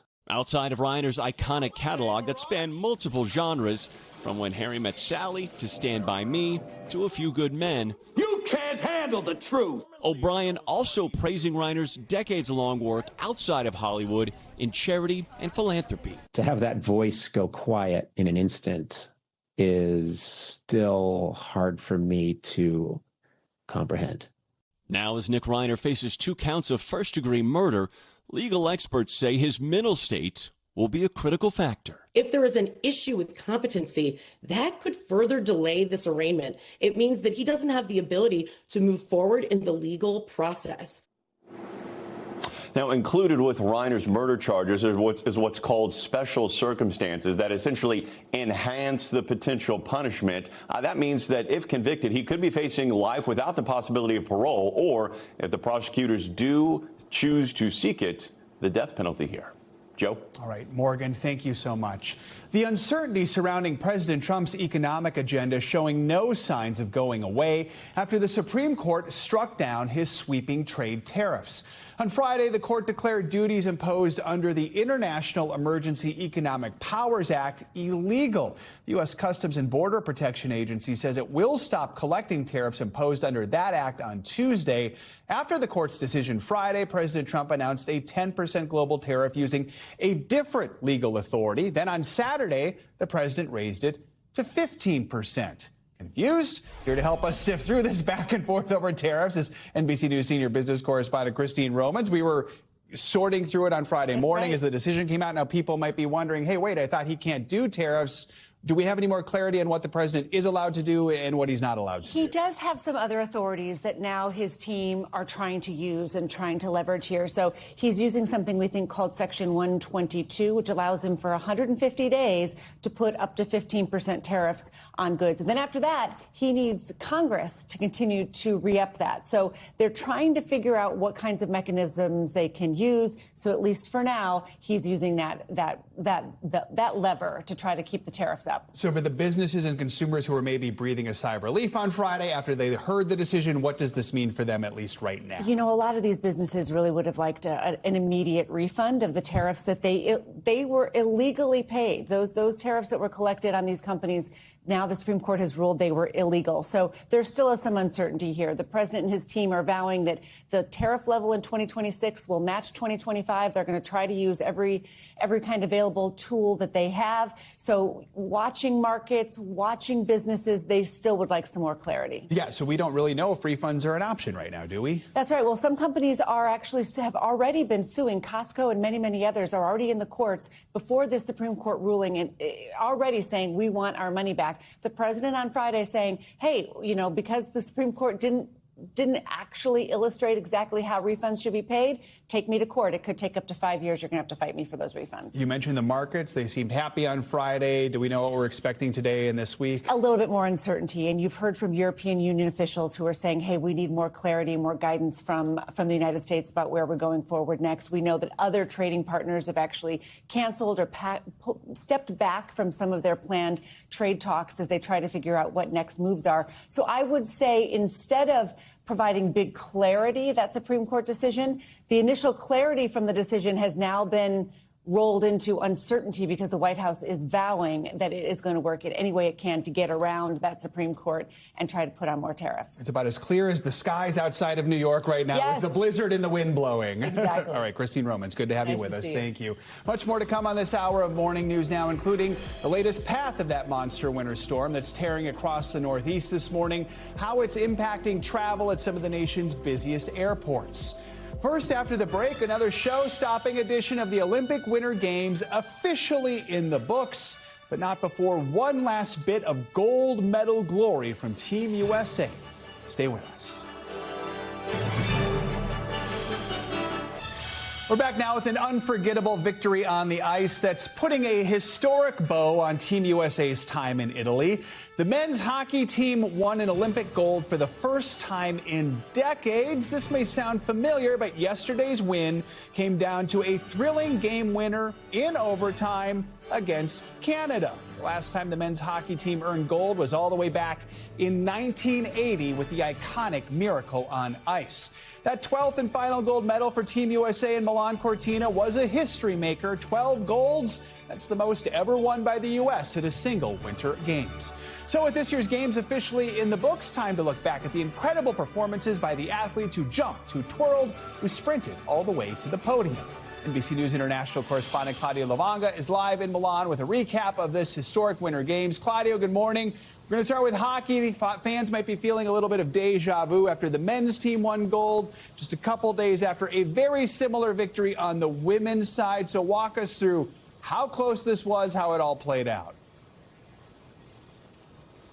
Hey, Joe, well, talking about saving the best for last, I mean, that was the best end to the Winter Olympics ever. Well, ever, of course, in 46 years, perhaps, with that gold medal for the men's ice hockey. And also the way it went down, it was incredible with that overtime goal by Jack Hughes. And also, if there is one iconic picture that represents and that will stay forever for this Winter Olympics is the one that shows Jack Hughes wrapped around the stars and stripes with that big smile, but with the bloodied mouth and missing teeth. He lost some teeth when he took a high stick during the game, but it couldn't have been happier. Of course, he wasn't the only hero of the game. Also, the goalkeeper, of course, Connor Hellebuyck, he saved 41 shots, one of which I still remember was kind of gravity defying. I don't even know how he caught that one. And the rest of Team USA, as you mentioned, got so many reasons to celebrate. 33 medals, never so many outside of North America, apart from Vancouver and Salt Lake City. A record 12 gold medals. So a great Winter Olympics for Team USA, John. Yeah, and we have to remember Jack Hughes, the game winner in the gold medal game. It was just 2 games earlier in the quarterfinals. His brother Quinn Hughes had the game winner there. All right, so as we mentioned, this was just the cherry on top after that historic run for Team USA. Walk us through the athletes who just conquered the ice and snow in Milan. What have been the biggest highlights? Well, Joe, there are so many highlights, but the one that it will take away from me, apart from, of course, the women's ice hockey final, which kind of was a repeat of what happened yesterday, I think I really love the comeback stories of this Winter Olympics. Mikaela Shiffrin, of course, she's the greatest alpine skier of all times, but she had this kind of Olympics blocks after she failed to win any medals back in Beijing 2022. She came here, she did not win any medals in the first 2 events, looked like a repeat of Beijing 22. And then the last event, slalom, well, not only she won the gold medal, she destroyed the competition. She was 1.5 seconds faster than anyone. And what I loved about her is that after she crossed the finish line, she paused for a second. It's like she didn't really realize what was going on. And of course, then erupted in celebration. Same thing goes with Alyssa Liu, who didn't win any medals in 2022, retired for 2.5 years. Then she came back stronger than ever, gold medal in individual figure skating. And I think these stories will really inspire young athletes like, for instance, Ilya Maledin, who failed to win the individual figure skating gold medal, but he can really look at those two stories and many others, of course, to just come back, pick up the pieces, and come back stronger than ever, Joe. And we did see Ilya at the closing ceremony yesterday, and he does have a gold medal for that team event. Let's talk more about the closing ceremony. It wrapped up in Verona, Italy yesterday. We did see some protesters marching through the streets of Verona ahead of the event. So tell us more about why those people were protesting and just what we saw at the closing ceremony.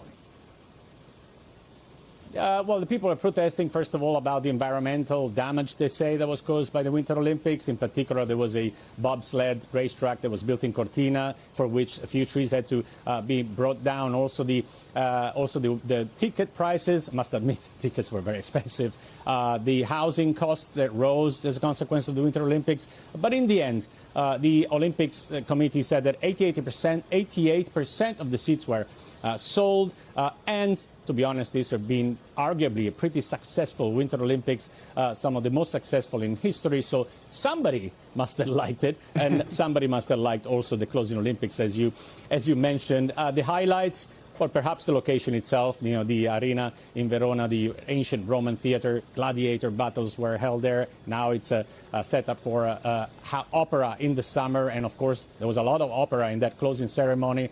Other highlights of the ceremonies, perhaps when the Olympic flames went off, marking the official end of the Olympics. A bit emotional there, maybe. And also the handover ceremony from Italy to France, because the next Winter Olympics will be held in France in 4 years, not far away from here. It's just behind those mountains. You don't see them, but the mountains are there. So it's really, really close. Same time difference, I'm afraid. And bon chance to France. Good luck to France. No Joe? kidding, Claudio. Italy has plenty to celebrate after a successful games, and of course the Paralympics taking place there next month. Claudio, appreciate all your coverage. Yes. Thank you so much. Coming up, we are going to head back stateside with continuing coverage of the top story this morning, a mammoth winter storm pummeling much of the Northeast. That includes here in New York City, where we've got a live look right outside 30 Rock at the Plaza. We're going to bring you the latest across the region and when all that snow could finally clear out. Doesn't look like anytime soon. That's next. Back now as we continue monitoring the massive blizzard working its way across the Northeast. This morning, the winter storm continues to freeze travel and wipe out power for hundreds of thousands of customers. In a moment, we're going to hear from NBC News senior correspondent Tom Costello from Reagan National Airport with more on the flight impacts. First, NBC News correspondent Valerie Castro joins us from Long Branch, New Jersey with the latest. Valerie, it looks like hurricane coverage along the water, but with snow.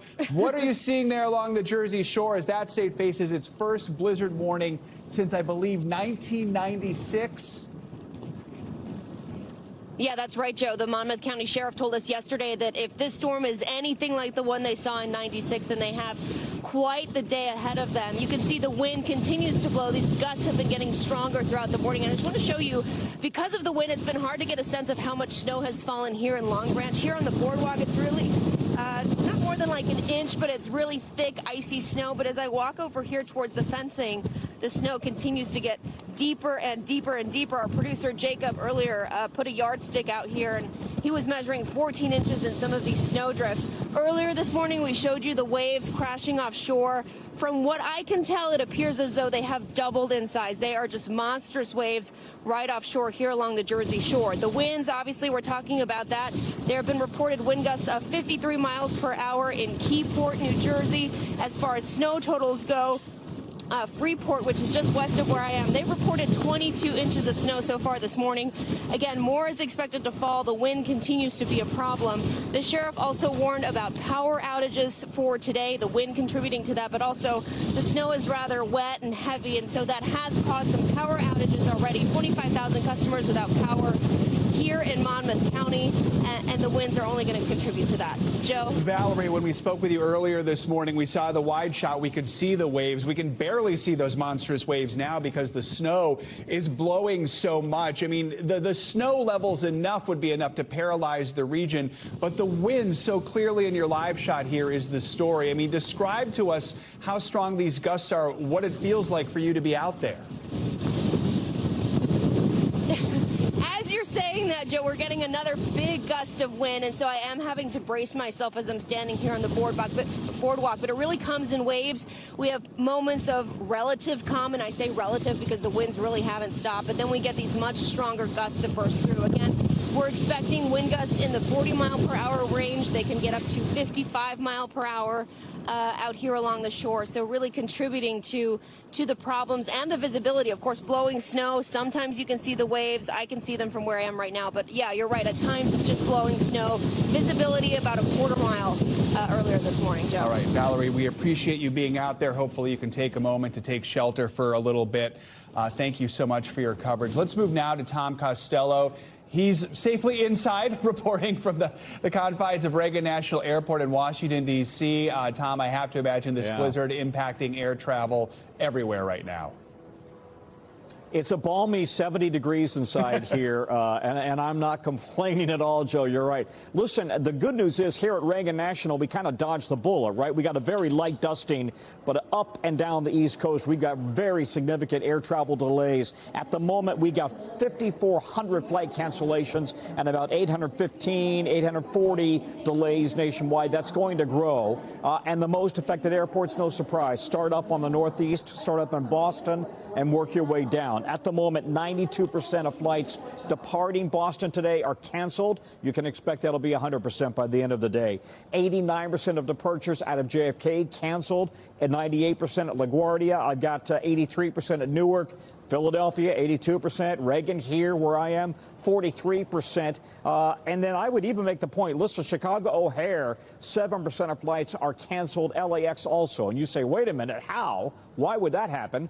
Well, if you're not going to be going into the Northeast, of course, those flights are going to be canceled. And then, oh, by the way, you've got planes out of position, crews out of position. And as a result, we talk about the snowball effect nationwide. Even cities that are not in the actual snow zone are impacted by this major storm like this.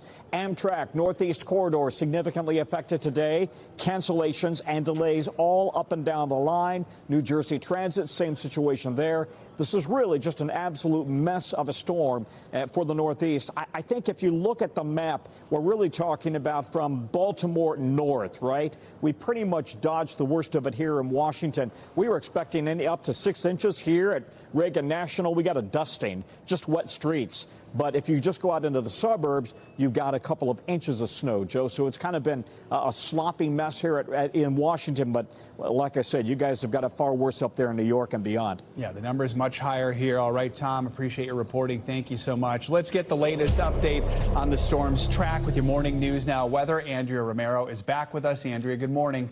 Good morning, Joe. And it's been quite a morning tracking this nor'easter, which is bringing those heavy bands of snow and those wind gusts that are exceeding over 60 miles per hour in some areas. And all this snowfall right now is falling somewhere between parts of Maryland along the New Jersey state and as well as into New England. And looking at those wind gusts, we can see wind gusts close to 40 miles per hour in Philly right now, close to 25 miles per hour in New York City, as well as in Washington, close to 40 miles per hour in Hartford, Connecticut, and in Boston right now we're nearing 50 miles per hour. So if we look at the winter weather alerts, they're extending across the whole region. We have approximately 69 million people being impacted by these winter weather alerts, especially that blizzard warning that has extended all the way down from Maryland into New England, into parts of Maine,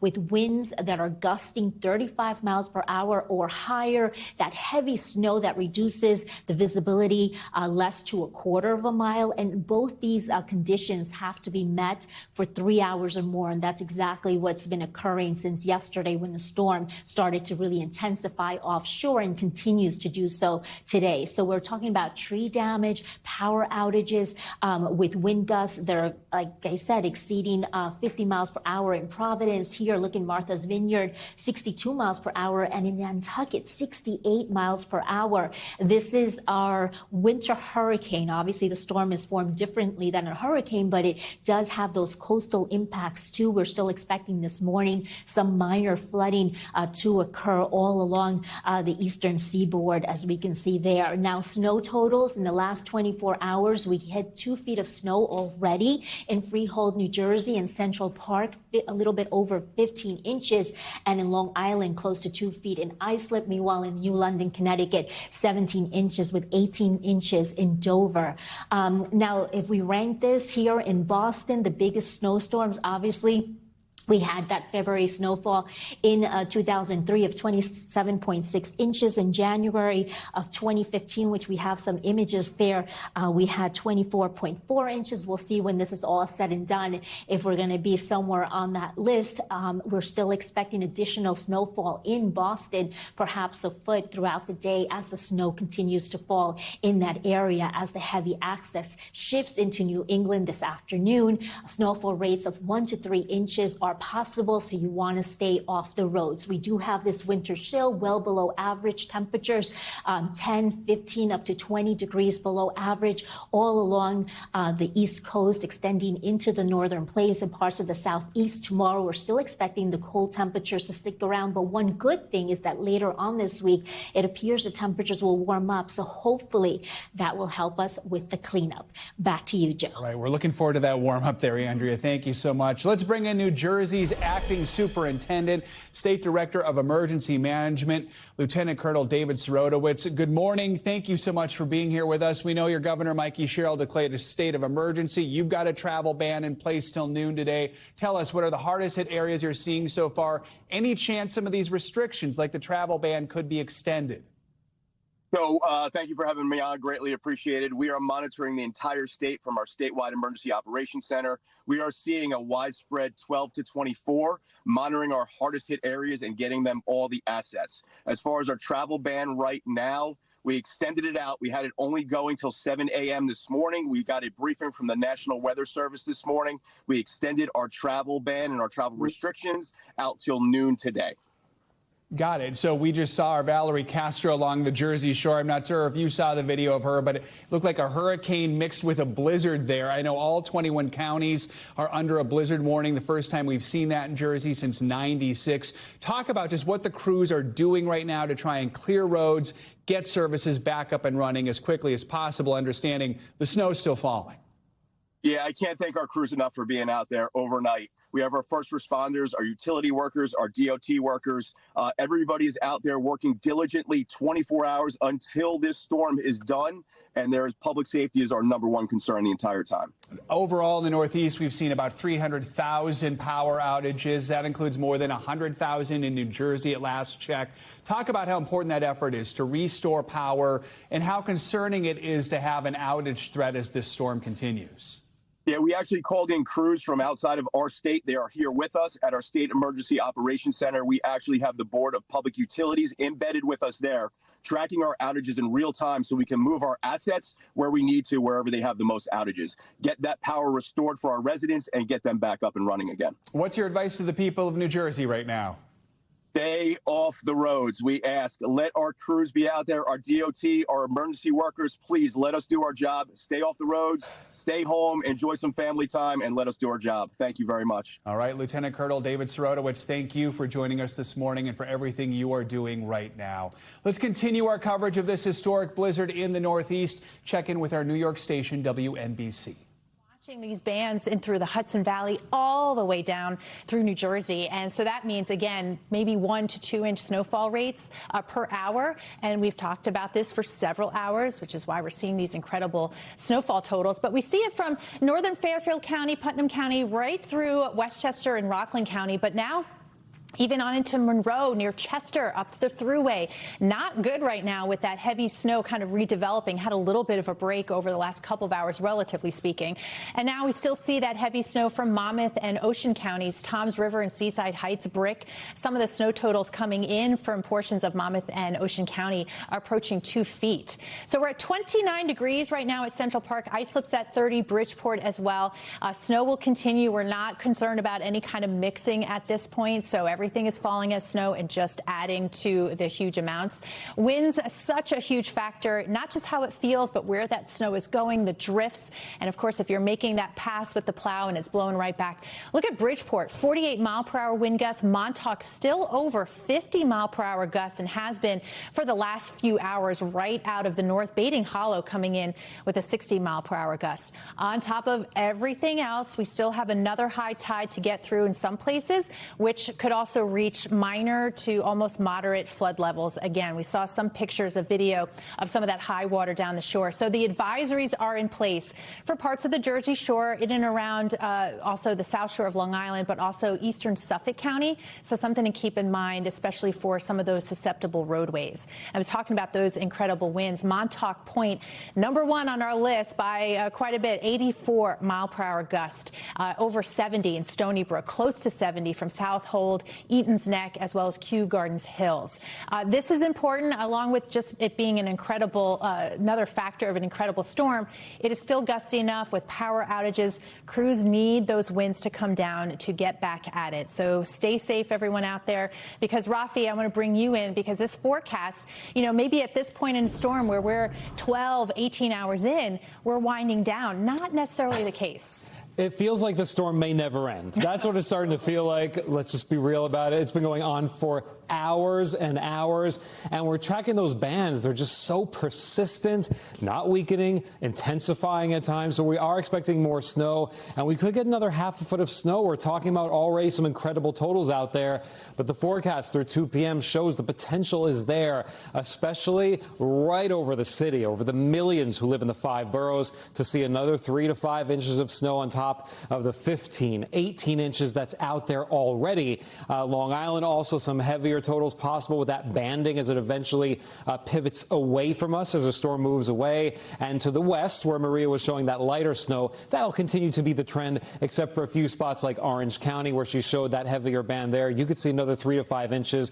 The snowfall rates generally not in the 1 to 3 inch per hour range, generally closer to 1 inch an hour, but still, it is adding up, and it's 8:50. We're talking about another several hours of snow to go. So where will this rank when it's all said and done? Well, these are the top storms in Central Park since records began. I remember that one, 2016, 27.5. This one has similar vibes to me. It just went on, and it just never quit. And we did end up with 27.5 inches in Central Park.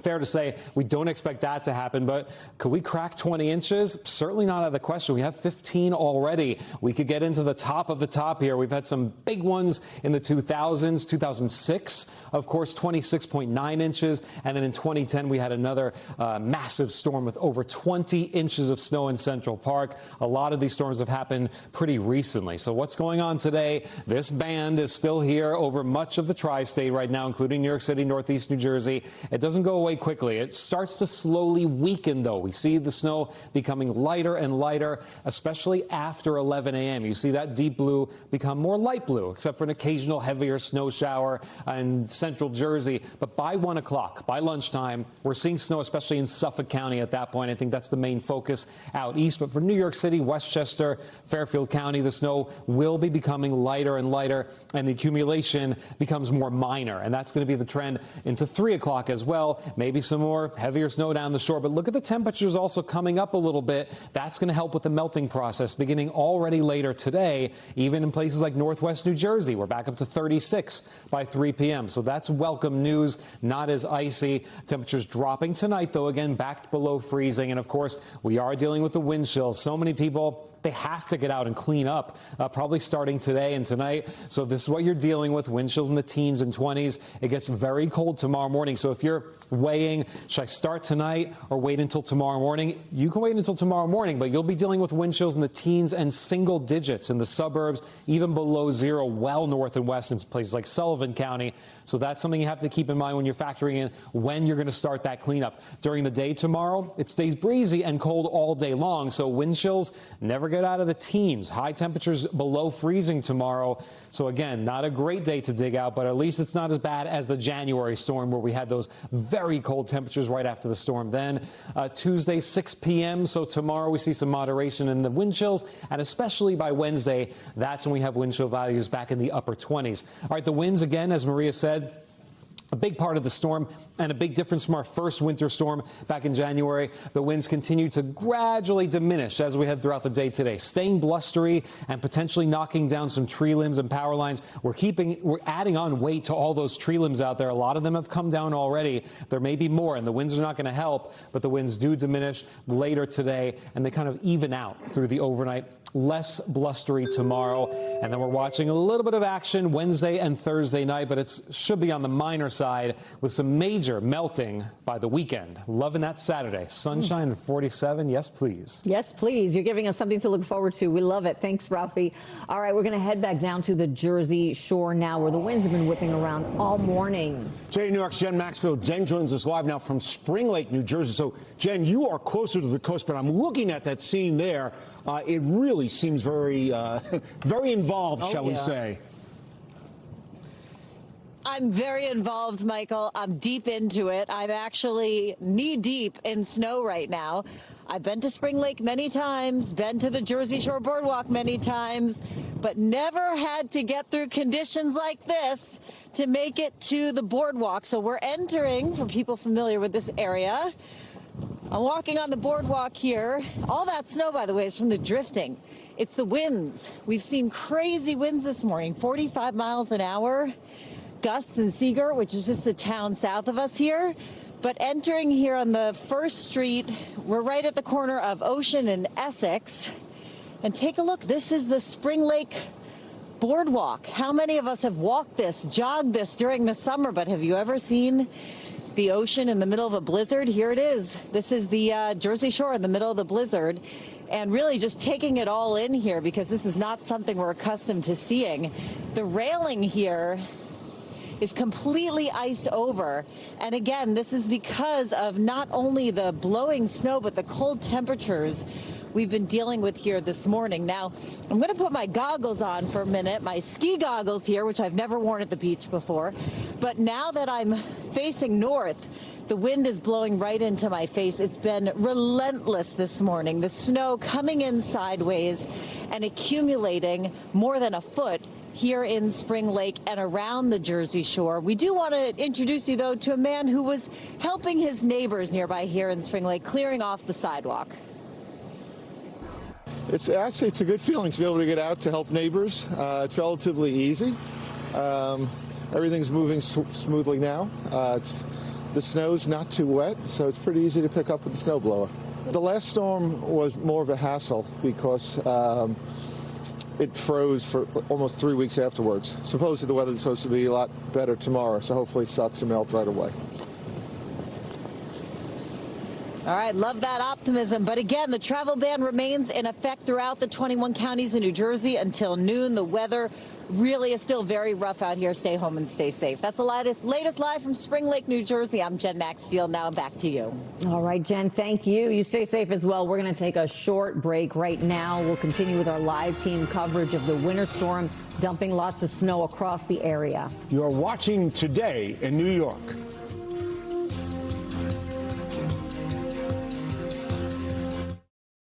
We thank you for watching, and remember, stay updated on breaking news and top stories on the NBC News app or watch live on our YouTube channel.